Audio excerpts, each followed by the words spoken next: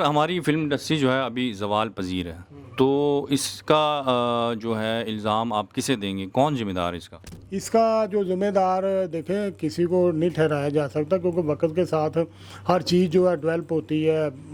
अगर हमने जैसे जैसे वक्त के साथ हम चलते तो शायद ये फिल्म इंडस्ट्री ना डूबती। तो यानी कि हमारे जो स्टूडियो वीरान पड़े हैं, टेक्नीशियन बेरोज़गार हो गए हैं, तो किसी एक का हाथ नहीं है? नहीं, एक का नहीं, ये तो सबका ही है। ये किसी ने भी तवज्जो नहीं की इस पे कि इसको कैसे इसको दोबारा लाया जाए।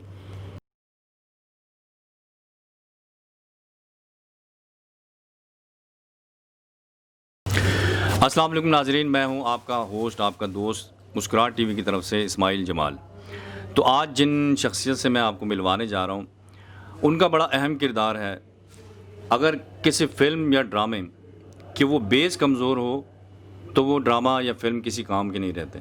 तो इनका भी इंडस्ट्री में ऐसा ही किरदार है। तो आप समझ गए होंगे कि मैं किन की बात कर रहा हूँ। तो चलते हैं, उनसे बात करते हैं और सुनते हैं उनकी कहानी। अस्सलाम वालेकुम सर। वालेकुम अस्सलाम। कैसे हैं आप? ठीक, शुक्र अल्लाह का। आप सुनाएं? ठीक है। मैं ठीक ठाक। अच्छा सर, मुझे ये बताएं कि आपने इतनी सारी मूवीज़ लिखी और इसके अलावा आप नगमा निगार भी हैं, शायरी भी करते हैं, बहुत सारे गीत आपने लिखे और सबसे बड़ी बात जो है हमारे लिए काबिल फ़ख्र है कि मैडम के साथ आपने काम किया। तो ये आपके लिए भी यकीनन एज़ाज़ की बात होगी। बिल्कुल जी, क्यों नहीं। तो ये जो इतने साल का जो सफ़र है ये कैसा रहा, ये इसके हवाले से मुझे कुछ बताएं। देखिए जी, ये जो सफ़र रहा है ये तो बड़े मज़े से फिल्में हमने बनाई हैं। उस वक्त इंडस्ट्री जो थी वो बहुत ही अरूज पे थी, काम करने का भी मज़ा आता था, लोग भी बहुत अच्छे थे। और आजकल जैसा कि काम ख़त्म हो गया तो फिर लोग कोई आएंगे तो लोगों का पता चलेगा ना कि लोग कैसे हैं। तो उस वक्त देखना सुल्तान रई साहब थे और मुस्तफ़ा कुरैशी साहब, इस तरह इकबाल हसन, ये वहाँ से हम शुरू हुए हैं। तो आज तक हमने बनाई है। लास्ट जो फिल्म मैंने शान, साइमा और सना, लैला, अरबाज़ खान, बड़ी कास्ट से के साथ मेरी फ़िल्म थी 2007 में, जो मैंने नशा जवानी था वो बनाई। उससे पहले शान की फ़िल्में मैंने बनाई हैं। तो इसी तरह वो वहाँ से ले गए, हमने काम करते करते यहाँ तक आ गए। तो फिल्म का जब ये ड्रॉबैक हो गया तो फिल्म लाइन जो है वो तकरीबन यहाँ बंद हो गई। तो बंद होने में ये है कि लोग बेघर हो गए और जो जिनका वो टेक्नीशियन का जिनका रोज़गार लगा हुआ था वो बेचारे परेशान हो गए। तो आपने कितनी फ़िल्में लिखी अब तक? मैंने तकरीबन 20 फिल्में लिखी हैं। अच्छा। हाँ जी। और शायरी भी काफ़ी? शायरी की तकरीबन 200-250 गाना जो है, जो सॉन्ग है वो लिखा है मैंने। आपने बहुत खूबसूरत गीत लिखे, जैसे आपने बताया मैडम के तकरीबन गीत सारे ही बहुत अच्छे हैं।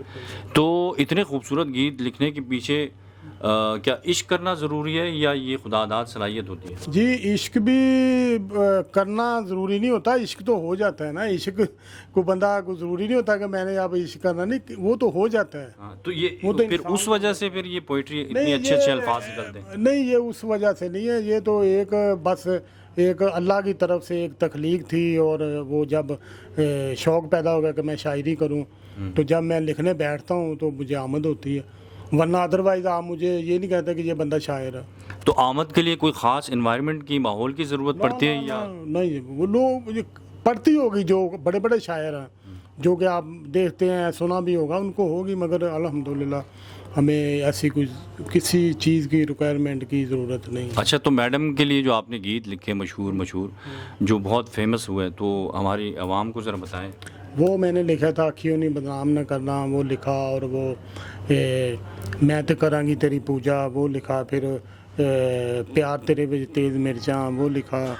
इस तरह से करके काफ़ी गाने मैडम के लिए। तो ये दोनों शोबों को आप एक साथ कैसे लेकर चलते हैं? इनमें फिर किस तरह वो मैनेज करते हैं आप? नहीं, मैनेज उसमें ये होता ना कि कहानी, एक स्क्रिप्ट तो लहदा ना हमने लिख लिया है, डायरेक्टर बैठ गया, सारा डिस्कस कर लिया, ये कहानी है, बनाई है, बनाने के बाद टीम ने सुनी। क्योंकि दोनों काम बड़े मुश्किल क्रिएशन वाले काम है। जब बंदा इंसान करता है तो साथ साथ सीखता भी है, काम भी करता है। तो आपके उस्ताद?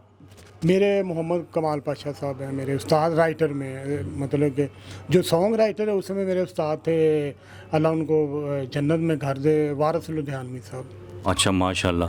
तो आपके ख़ानदान में से और भी अफराद फ़िल्म इंडस्ट्री से ताल्लुक़ रखते हैं? जी नहीं, मेरे मेरे ख़ानदान में और कोई नहीं, मैं ही वाहद, और मैं जड़ांवाला से आया हूँ। अच्छा, माशाल्लाह। हाँ जी, तो मुझे ये, मैं आपको बात बताऊँ कि ये मुझे शहजाद रफ़ीक साहब लेके आए। तो आपको कब पता चला कि मेरे अंदर भी ये सलाहियत है और मुझे ये सलाहियत आज़मानी चाहिए? मुझे बचपन से ही, जब मैं तीसरी चौथी क्लास में था, बचपन था मेरा, तो मुझे शौक़ था इन चीज़ों का कि मैं लिखूं और मैं शायरी करूं। तो फिर ये फ़िल्म इंडस्ट्री तक रसाई कैसे हुई? यानी कि प्लेटफॉर्म बड़ा आसानी से मिला या बड़ी मुश्किलात आई आपको? ये बड़ा पैंडा है, ये बड़ा सफ़र है। पहले तो मैं वहाँ पे शहर में जो सिनेमे थे, वहाँ पे मैं लाहौर से फ़िल्म लेके जानी बचपन में, मुल ख़रीदनी वहाँ लगाने के लिए सिनेमे में। अच्छा। तो फ़िल्म लगानी, फ़िल्म में मुझे शौक़ था, फ़िल्म सिनेमे में फ़िल्म लगानी, तो वहाँ पे पैसे बचते थे उन दिनों में। उस वक्त कोई 200-400-500 बच जाए ना, तो हमने कहा ये तो काम ही बहुत अच्छा है। तो इस सिलसिले फिर वो चलता रहा, साथ वो भी शौक़ था। शहजाद रफ़ीक साहब गुजरांवाला के रहते थे, हम उम्र थे उस वक्त 15-16 साल की उम्र क्या होती है। हमारी दोस्ती जराना ऐसा हो गया कि मैं उधर चले जाना, उन्होंने इधर जड़ांवाला में आए ना, हमने मिल के पार्टनरशिप करके हमने फ़िल्में भी लगानी। तो अब फिर शहजाद रफ़ीक साहब का जो आपने नाम लिया, उनके लिए फिर लिखा आपने? नहीं, वो बेसिकल वो उनको डायरेक्टर बनने का शौक़ था। हाँ, नहीं, लेकिन उनके लिए कोई फ़िल्म लिखी है आपने जिसे उन्होंने डायरेक्ट किया हो? उनके लिए मैंने फ़िल्म नहीं लिखी, हमने काम इधर आगे डिस्ट्रीब्यूशन हमने जो था ना वो कमांड खोला। अच्छा। उसके बाद फिर वो उन्होंने अपनी एजुकेशन जो थी वो पूरी करनी थी, वो मुकम्मल जारी की हुई थी उन्होंने, तो वो उन्होंने फिर वो चले गए बीच में से। दोबारा वो फिर उभरे हैं, तो वो डायरेक्टर बने हैं और फिल्म साथ बने हैं। अच्छा सर, आपने जो इतनी फ़िल्में लिखी, तो आपके जो माइंड में कौन सा ऐसा करैक्टर होता था, कौन सा ऐसा आर्टिस्ट होता था, एक्टर होता था कि मेरी फ़िल्म में यही हों, तो नहीं, कौन थे? वो उस वक़्त देखे सुल्तान रही साहब थे, उसको ही मद्देनज़र रखा जाता था कि ये फ़िल्म ने हो मेरे। मैंने वैसे तो 91 में फ़िल्म बनाई इश्क रहना सदा। अच्छा। उसमें मैंने टोटल न्यू कमर लिए। साहिबा हिना शहीन खुशबू की पहली फ़िल्म है as a heroine, Asad Taqir Nasir की पहली फ़िल्म है। जी जी बिल्कुल। हाँ जी, वो और अशफाक अली म्यूज़िक डायरेक्टर पहली फ़िल्म, इस तरह का वो टोटल बंदे जो थे न्यू थे। अच्छा सर, हमारी फ़िल्म इंडस्ट्री जो है अभी ज़वाल पजीर है, तो इसका जो है इल्ज़ाम आप किसे देंगे, कौन ज़िम्मेदार है इसका? इसका जो ज़िम्मेदार देखें किसी को नहीं ठहराया जा सकता, क्योंकि वक्त के साथ हर चीज़ जो है डेवलप होती है। अगर हमने जैसे जैसे वक्त के साथ हम चलते तो शायद ये फिल्म इंडस्ट्री ना डूबती। तो यानी कि हमारे जो स्टूडियो वीरान पड़े हैं, टेक्नीशियन बेरोज़गार हो गए हैं, तो किसी एक का हाथ नहीं है? नहीं, एक का नहीं, ये तो सबका ही है। ये किसी ने भी तवज्जो नहीं की इस पे कि इसको कैसे इसको दोबारा लाया जाए। तो ये कैसे ठीक हो सके?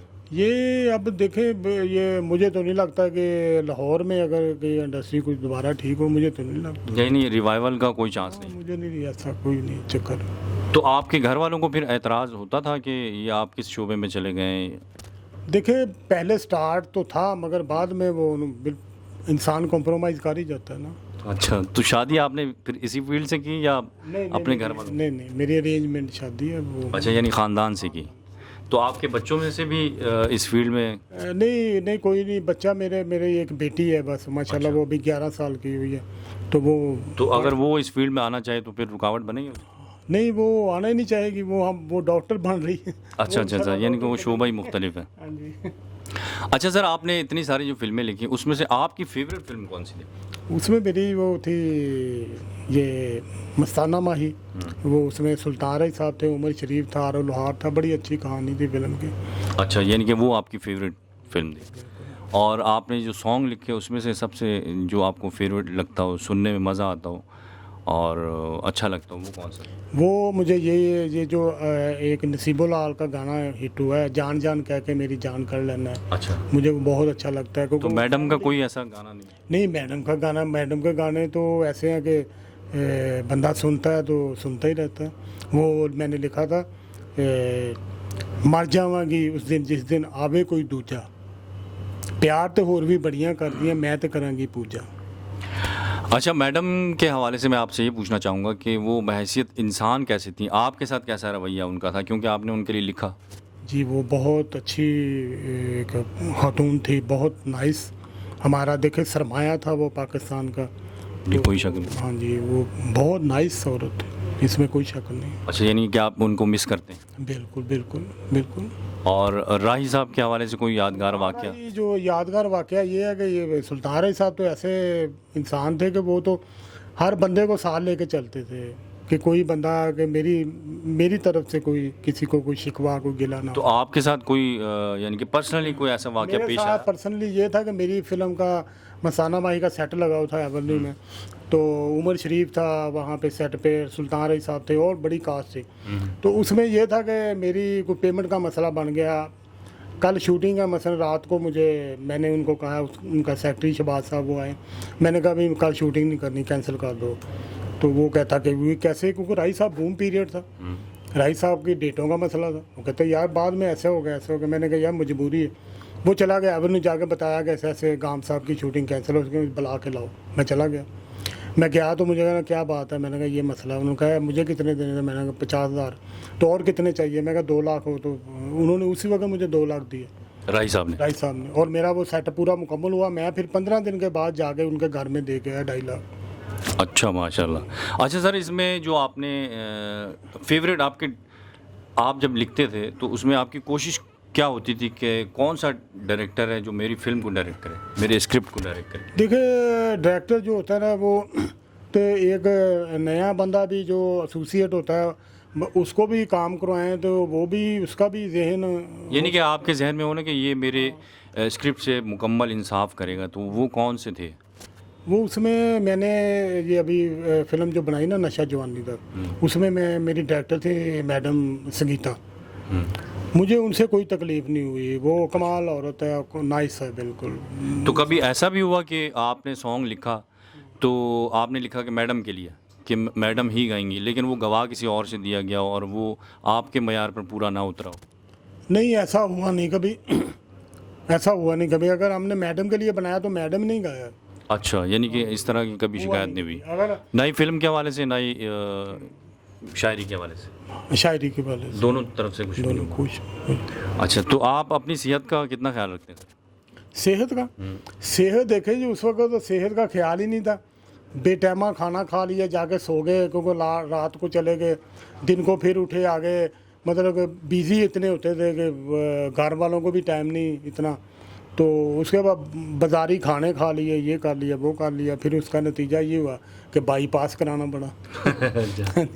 तो ये सारी बातें होती हैं, बस इस तरह ही बात चलता है। अच्छा। अल्लाह का शुक्र है कि अल्हम्दुलिल्लाह कि अल्लाह ताला ने एक ज़िंदगी को चलाया हुआ है। तो अभी लिख रहे हैं कोई नई फिल्म, नया प्रोजेक्ट? हाँ, मैंने अभी लिखी है। अहमद चीमा साहब डायरेक्टर हैं, प्रोड्यूसर भी हैं। उनकी फ़िल्म मैंने लिखी है, आ वेख मेरा पंजाब। अच्छा, अभी उन्होंने पिछले दिनों में ओपनिंग की है फिल्म की, वो काम कर रहे हैं, शूट कर रहे हैं इसका। तो वो अच्छा, जो आपके पास आने वाले डायरेक्टर्स होते हैं तो आप सबके लिए लिखते हैं या आपने एक माइंड बनाया हुआ है कि मैंने फ़लाँ के लिए लिखना है और नए लोगों के लिए नहीं लिखना या पुरानों के लिए लिखना है, इस तरह का कुछ होता है या जो भी आपके पास आता है? नहीं, फिल्म जो है ना वो तो सबके लिए ज़हन होता है कि लिखें, मगर जो कोई बुला ले, अच्छा, जो कोई बुला ले कि जी इस बंदे से हमने काम करवाना है, अदरवाइज ठीक है। कोई नहीं है। यानी आप ऐसा कुछ नहीं देखते कि उसने पहले काम किया या नहीं किया, कैसे किया? कोई मसला नहीं, ये कोई इशू नहीं है। अच्छा सर, आपसे गुफ्तगू का बहुत मज़ा आया सर, मुझे बड़ी दिली खुशी हुई कि आपने अपने कीमती टाइम में से मुझे टाइम दिया। जी नाज़रीन, आपने इनकी गुफ्तगू सुनी गाम साहब की, मुझे तो बहुत अच्छा लगा, बहुत मज़ा आया, बहुत कुछ सीखने का इनसे मिला मुझे, क्योंकि इतने सीनियर, और मेरी खुशकिस्मती कि मुझे ये मौका मिला इनसे इंटरव्यू करने का। तो आप भी मुझे राय से नवाजिएगा अपनी, और मेरे चैनल को भी आप सब्सक्राइब करें, लाइक करें और सपोर्ट करें। और इजाज़त दिए अपने मेज़बान को, इस्माइल जमाल को। बहुत शुक्रिया। अस्सलाम वालेकुम।